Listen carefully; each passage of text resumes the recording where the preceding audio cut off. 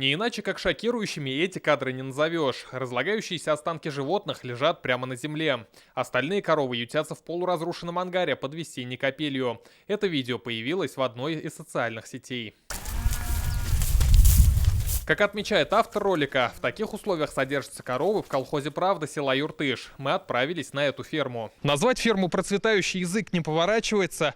Как видим, здесь полная разруха. Крыши обрушились. Навоз давно не вывозился. Здесь его по щиколотку. Без слез не взглянешь и на самих животных. Они грязные и сильно истощены. С проверкой сюда приехали инспекторы Россельхознадзора и специалисты Минсельхоза. Результаты проверки будут известны позднее, но уже понятно, на предприятии тотальная антисанитария и нарушение условий содержания животных. Телята не биркуются, сенаж у него на сегодняшний день отсутствует. Мы не знаем, по каким-то причинам они практически корм в прошлом году не готовили. Скот истощенный. В основном это ниже средней и тушевой питанности. Изможденных и живущих в собственных экскрементах здесь около 300 голов, 80 из которых дойных. На месте мы застали хозяина, который от разговора не отказался, но отметил, видео, появившееся в сети, фейк. Это уже который день ищет мертвые телята. Здесь на территории нет такого. Это, наверное, какой-то фотомонтаж был, наверное.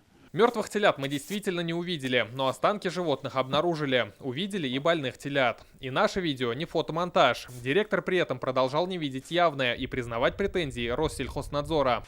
Это им не нормально, нам нормально. Мы не довели, у нас карма хватает до пастбищного периода.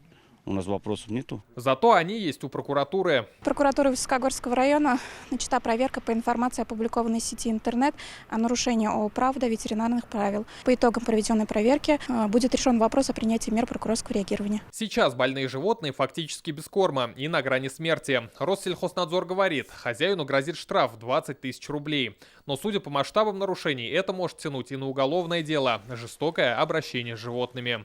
Рамиль Галиуллин, Игорь Романов, ТНВ, Высокогорский район. Закажи рекламу на ТНВ. Телефон в Казани 5 705 100.